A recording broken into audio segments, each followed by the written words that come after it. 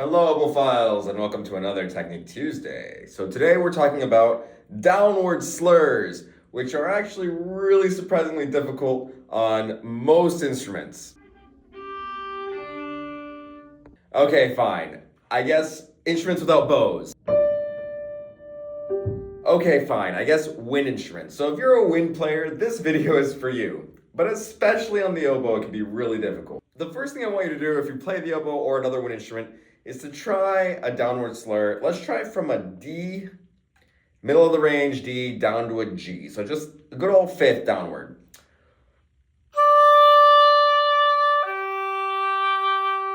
And you might notice that it's, surprisingly difficult to make it sound smooth. So how do we get it to sound smooth on the oboe? And I will tell you, I spent a lot of my life on the oboe not being able to do that.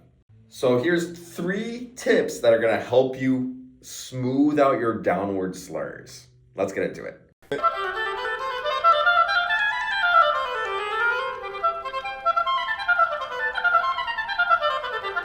Okay, so before we get into the 3 tips to help your downward slurs, I need to tell you about this new project I'm working on through Oboe Files, and that is to connect band directors and would-be oboe players at Title I schools, or just schools where maybe finding oboe teachers and oboe resources aren't super easy, or is not a super easy thing to do, excuse my English.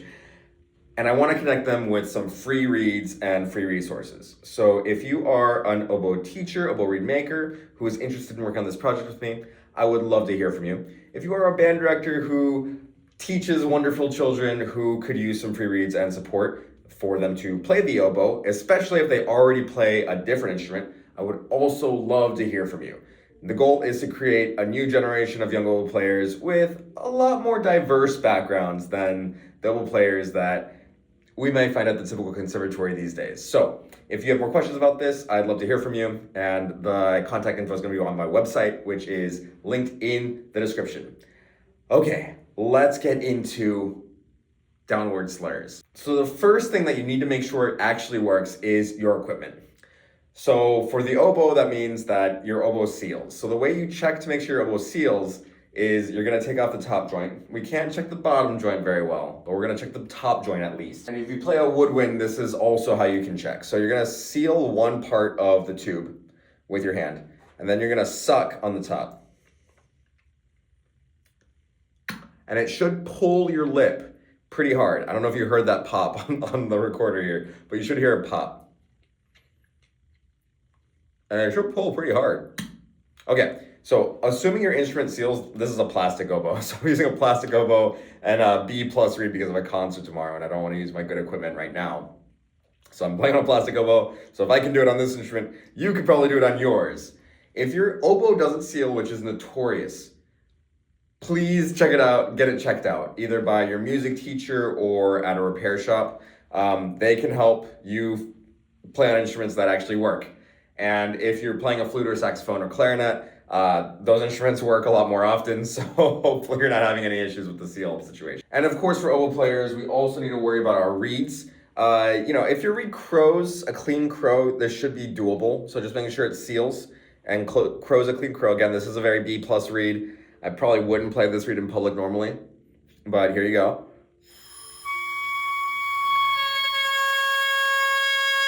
So you want a stable 1 octave crow and then get it into the 2nd octave. This one has a little bit of a chirp, so you kind of hear that in there.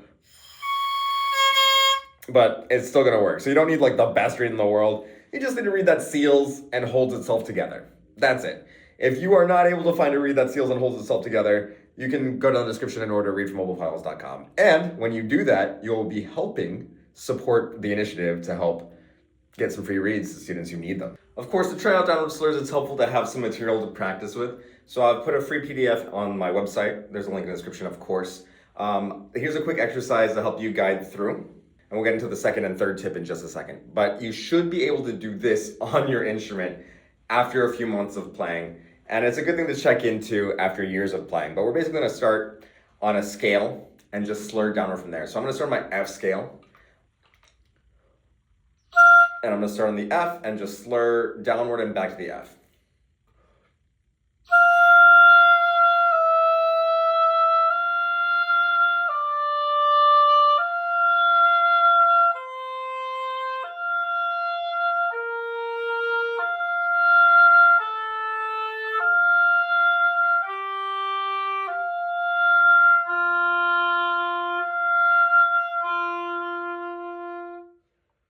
And if you're able to get that smooth, that's awesome. That's your way to create a beautiful sound on any etude piece.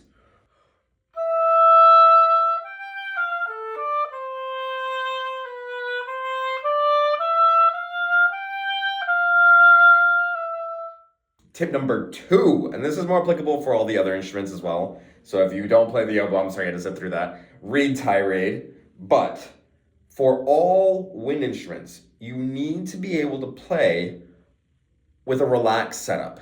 If you're really tight when you play, these aren't going to work. So how do you play with a relaxed setup? Here's some ideas to help. Number 1 is a posture idea.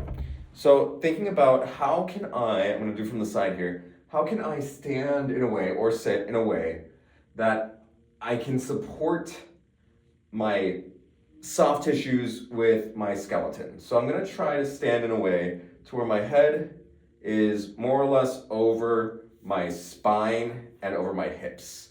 Making note that my spine is going to gently curve. I'll put a photo of the spine right next to me here, and hopefully I don't look too crazy. I don't have the best posture in the world, but I think it'll be an okay model. And when I do these downward slurs, I want to maintain that relaxed position and not tighten, even though the lower note might have more resistance.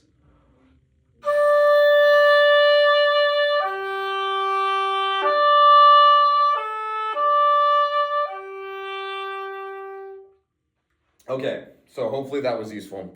If you can swing your arms, you can usually find a relaxed position for your shoulders. Most people are really tight when they play an instrument, especially back here, so you might want to give yourself a little massage, but you need to stay relaxed when you're blowing.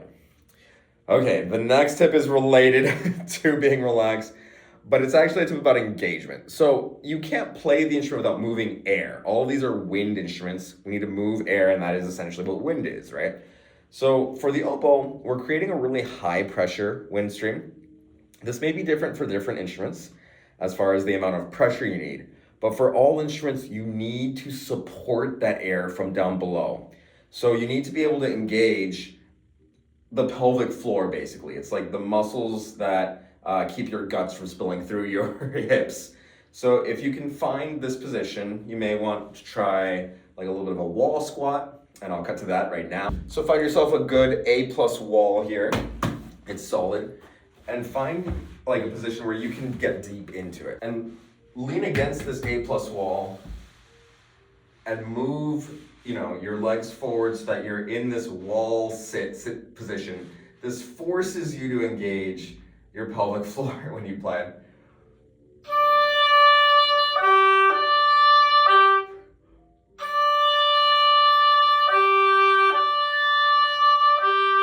And that's really useful. I'm noticing that I may have too high an angle still. I've been working on that, but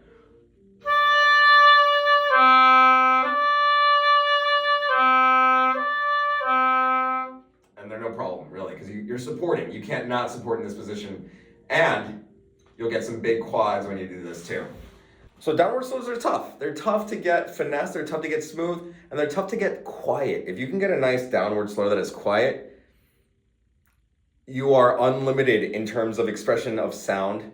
And honestly, I bet you're gonna be happy with how your tone develops in general. If you're still watching this video by now, it means you are definitely an oboephile, so go ahead and hit the thumbs up button. That's all I ask in return for this great information for downward slurs, and if you are able to check out the website for more information about our free reads for students initiative. Okay, as always, play beautifully.